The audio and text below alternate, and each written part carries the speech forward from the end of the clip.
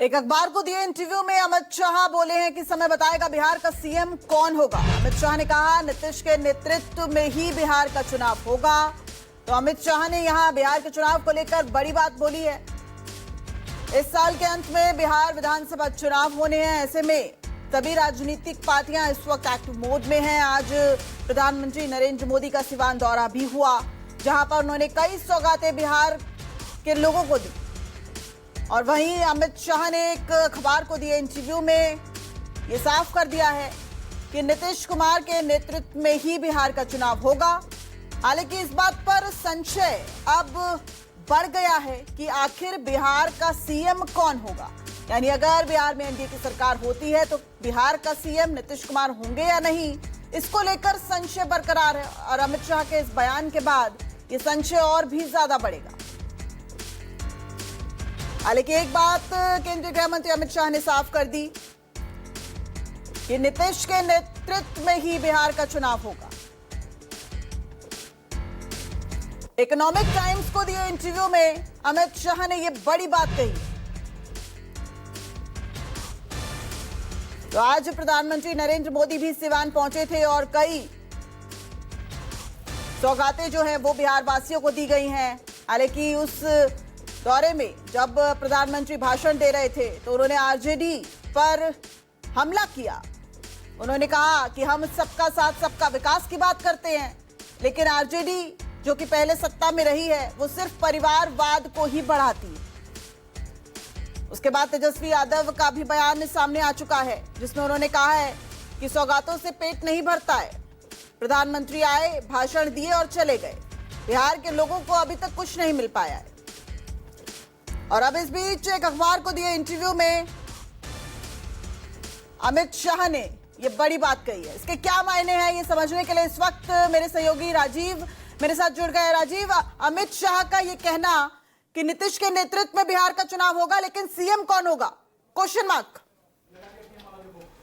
देखिए दिव्या, इस साल 5वां दौरा है प्रधानमंत्री नरेंद्र मोदी का, जब अभी वो दौरा कर करके बिहार के सिवान से भुवनेश्वर गए। और सिवान और गोपालगंज ये इलाका जो है लालू प्रसाद यादव का एक समय में गढ़ माना जाता था।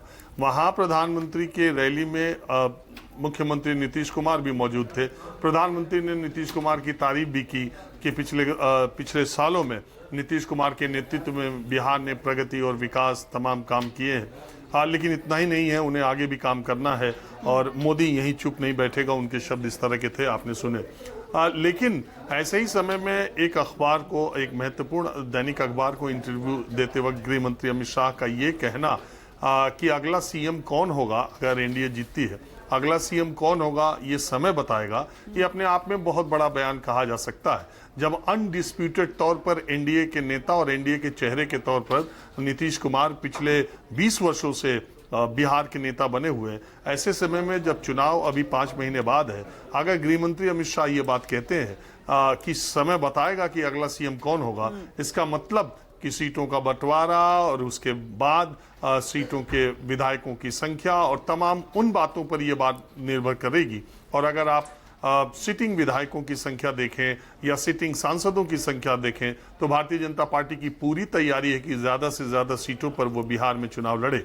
अब देखने वाली बात है कि 2020 में सीटों का बंटवारा विधानसभा में जो हुआ था, उसी आधार पर 2025 के विधानसभा सीटों का बंटवारा होगा या 2024 के लोकसभा सीटों में जो परिणाम आए हैं उसके हिसाब से होगा। तो अभी जैसा कहा जाता है ना कि एनडीए और इंडिया गठबंधन के बीच में जो लड़ाई बिहार में होने वाली है, संभावित है, उसमें ज्यादा लड़ाई विद इन एनडीए होगी। एनडीए के घटक दलों के बीच में ज्यादा होगी। जीतन राम मांझी, चिराग पासवान, ये तमाम लोग इस तरीके से, प्रशांत किशोर भी एक ताकत के तौर पर अभी वो पूरी कोशिश कर रहे हैं। लेकिन मूल बात यह है कि ये कहना गृह मंत्री अमित शाह का, ये जो चुनाव है as chief minister Nitish Kumar के हम जा रहे हैं इस चुनाव में, लेकिन अगला मुख्यमंत्री कौन होगा ये समय बताएगा। इसका मतलब यह है कि ये चुनाव तो नीतीश कुमार का चेहरा है और वो मुख्यमंत्री हैं एनडीए के, लेकिन बहुत कुछ चुनाव के परिणामों पर निर्भर करेगा कि अब क्या होगा। बीच में नीतीश कुमार की सेहत को लेकर आपको पता ही, तमाम वीडियो, तमाम बातें आती रहती है।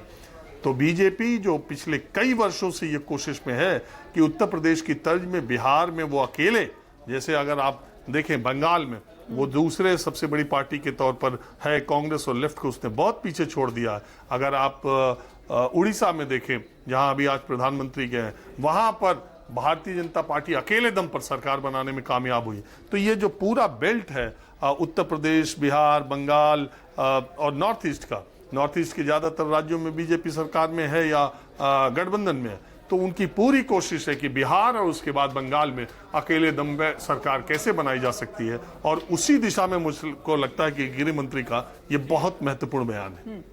राजीव, अब जो बीजेपी की स्ट्रैटेजी सामने आती नजर आ रही है उसमें ये देखा गया लंबे वक्त से बहुत सारे राज्यों में चुनाव होता है लेकिन किसी एक चेहरे को आगे नहीं किया जाता। महाराष्ट्र में भी यही देखा गया, एकनाथ शिंदे मुख्यमंत्री रहे, उसके बाद चुनाव होता है और उसके बाद फिर देवेंद्र फडणवीस को मुख्यमंत्री का दावेदार बना दिया जाता है, मुख्यमंत्री उन्हें बना दिया जाता है। तो क्या इसी तरह की अब बिहार में भी रणनीति जो है वो नजर आ रही है? बहुत ही अच्छा सवाल आपने दिव्या पूछा। महाराष्ट्र में बहुत ही अच्छा सवाल है।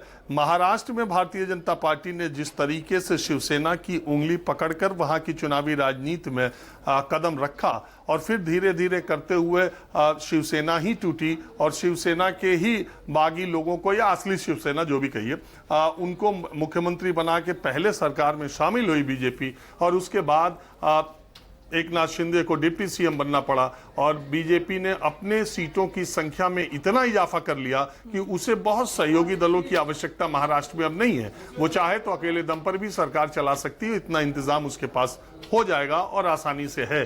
ठीक इसी तरह से बिहार में भी नीतीश कुमार की उंगली पकड़कर, जनता दल यूनाइटेड की उंगली पकड़ करके, या समता पार्टी जो कह लीजिए, नीतीश कुमार और जॉन फर्नांडिस और शरद पवार के साथ भारतीय जनता पार्टी ने अपनी चुनावी जीत की शुरुआत या सत्ता में भागीदारी की शुरुआत बिहार से की, और धीरे धीरे आज की तारीख में नीतीश कुमार की पार्टी से तकरीबन 2 गुना, थोड़ी कम सीटें विधानसभा में बीजेपी की हो गई, जो अपने आप में बहुत बड़ा अचीवमेंट है। और इसीलिए भारत के गठबंधन में कहा जाता है, गठबंधन की राजनीति में, कि भारतीय जनता पार्टी ने जिन पार्टियों के साथ गठबंधन किया उसमें वो पार्टियां तो कमजोर हुई लेकिन भारतीय जनता पार्टी मजबूत होती चली गई। कांग्रेस पार्टी ने जिन पार्टियों के साथ गठबंधन किया वो रीजनल पॉलिटिकल पार्टी मजबूत हुई और वहां कांग्रेस कमजोर हुई। आप पंजाब में देखें, आप महाराष्ट्र में देखें, आप बिहार में देखें, तो ऐसी स्थिति में एकनाथ शिंदे का हाल, वैसे एकनाथ शिंदे का हाल इसलिए नहीं आप कह सकते क्योंकि ऑलरेडी सत्ता में है, डिप्टी सीएम है, लेकिन एक चीफ मिनिस्टर का डिप्टी सीएम बनना डिमोशन ही माना जाता, लेकिन उनके पास कोई विकल्प, कोई ऑप्शन, कोई चॉइस नहीं है क्योंकि उनके पास सीटों की संख्या उतनी नहीं है। ठीक इसी तरह से अब नीतीश कुमार को तो मैं नहीं कह सकता, लेकिन करीब करीब उसी तर्ज पर, महाराष्ट्र की तर्ज पर बिहार की राजनीति और बिहार में भारतीय जनता पार्टी अपने पांव पसार रही है। राजीव, एक चीज और भी, अब अमित शाह के इस बयान पर महागठबंधन तो अपना पक्ष रखेगी, जाहिर तौर पर महागठबंधन तो हमला बोलेगी, लेकिन एनडीए में भी आप देखेंगे क्या खलबली? देखिए, अगर ऑफ द रिकॉर्ड एनडीए के नेताओं से बात करिए तो चिराग पासवान अपनी सीटों की संख्या, अपनी स्ट्राइक रेट की बात करते हैं। जीतन राम मांझी अपने आप को चिराग पासवान से कहीं भी छोटा नेता या कहीं भी कम सीटों पर उनका दावा नहीं दिखता है, और चुनाव से पहले ये हमेशा कोशिश होती है। कई बार आपने देखा चिराग पासवान ये भी कह चुके मैं बिहार का चुनाव लड़ूंगा, मैं सारी सीटों पर भी चुनाव लड़ सकता हूं, कार्यकर्ताओं की ये बात है। ये प्रेशर टैक्टिक्स, ये प्रेशर पॉलिटिक्स होती है, लेकिन बात वही है, भारतीय जनता पार्टी के साथ गठबंधन में आए दलों के बार्गेनिंग की क्षमता बीजेपी कभी इतनी छूट नहीं देती है। आपको अगर उसके साथ समझौता और गठबंधन करना है तो आपको बीजेपी के साथ शर्तों पर रहना होगा।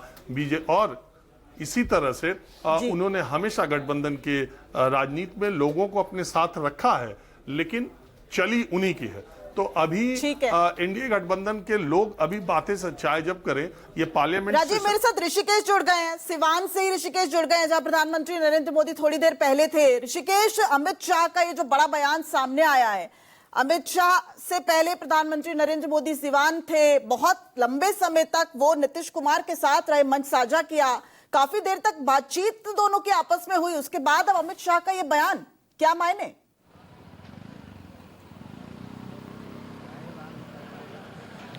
देखिए राजीव जी बिल्कुल ठीक कह रहे हैं कि बीजेपी अपनी शर्तों के हिसाब से अपने गठबंधन में सहयोगियों को रखती है, लेकिन एक इसका दूसरा पक्ष भी है कि यह भी सच है कि नीतीश कुमार के बीते 20 साल के राजनीतिक करियर में नीतीश कुमार अपनी शर्तों के साथ ही गठबंधन में राजनीति करते रहे हैं और बीजेपी को शायद इसका सबसे बड़ा अनुभव प्राप्त है।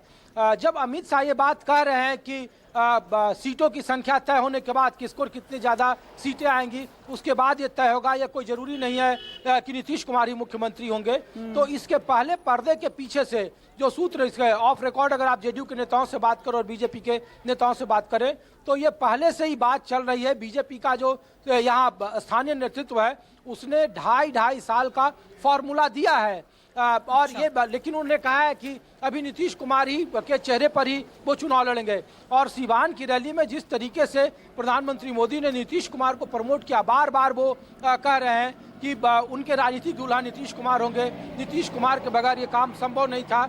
तो नीतीश कुमार मजबूरी है बिहार में फिलहाल 3 महीने के बाद विधानसभा चुनाव के लिए बगैर नीतीश कुमार के भारतीय जनता पार्टी का अकेले चुनाव जीतना मुश्किल है। ये बात भारतीय जनता पार्टी जानती है, इसीलिए अमित शाह इंटरव्यू में इस बात का संकेत दे रहे हैं कि अगर सीटों की संख्या उनके हिसाब से आई, अगर बड़े भाई की भूमिका में भारतीय जनता पार्टी इस बार रही, बीते बार भी बड़े भाई की भूमिका में थी, इसके पहले भी वो रही है, तो उस स्थिति में नीतीश कुमार थोड़े दिन के लिए मुख्यमंत्री होंगे, उसके बाद मुख्यमंत्री का बदलना तय है और इसकी रूपरेखा बाकायदा तैयार हो रही है। ये बात सिर्फ यहीं तक नहीं है बल्कि जमीन पर जब प्रमंडल लेवल पर बातचीत हो रही है तो बीजेपी के नेताओं का खासा फोकस उन जिलों पर है, उन अधिकारियों पर है, मंडल प्रमंडल जिला लेवल पे, कि जो जेडीयू के अधिकारी हैं, जो जेडीयू के नेता हैं, और अगर बात जेडीयू को अपने तरफ करने की आई तो उसके लिए अभी से रूपरेखा तैयार की जा रही है। इसलिए आप बेगूसराय देखिए, भागलपुर देखिए,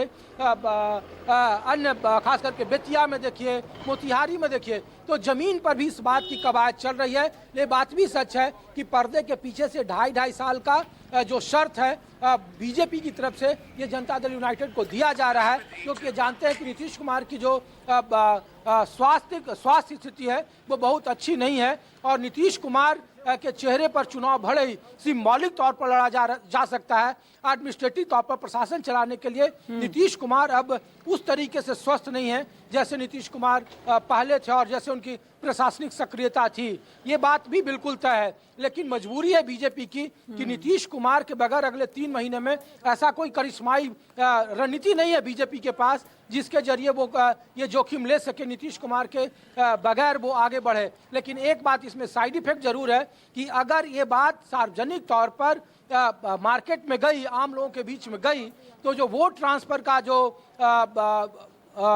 चुनाव में खेल होता है उसमें हो सकता है कि मुश्किल हो सकती है। लोकसभा चुनाव इसका बड़ा एग्जाम्पल है। लव और कुश समीकरण एक वक्त में नीतीश कुमार का कोर वोट बैंक था, लेकिन 2024 के लोकसभा चुनाव में वही कुशवाहा वोट बैंक महागठबंधन के पाले में शिफ्ट हो गया और इसलिए जो बड़े बड़े नेता थे, चित्तौड़गढ़ कहा जाता था औरंगाबाद को, वो चुनाव हार गए, कुशवाहा से चुनाव जीता, आर.के. सिंह आरा से मंत्री रहे, दिग्गज मंत्री रहे, वो चुनाव हार गया। जिस इलाके में मौजूद उस सारण में 24 विधानसभा की सीटें थी और 24 में से एक तरफा लड़ाई थी, 16 या 17 सीटें महागठबंधन के खाते में थी। जो सीवान और छपरा में 8 विधानसभा की सीट है उसमें सिर्फ 2 जीता था। नजर बनाए रखिए, आगे भी आपसे अपडेट लेते रहेंगे, लेकिन फिलहाल आपका बहुत बहुत शुक्रिया। राजीव रंजन आपका भी बहुत बहुत शुक्रिया। तो बड़ी खबर, अमित शाह का ये बयान कई मायनों में अहम है और हमारे दोनों सहयोगी बता रहे थे कि आखिर आने वाले समय में ये इस बयान का खामियाजा हो सकता है या फिर बीजेपी को फायदा पहुंच सकता है।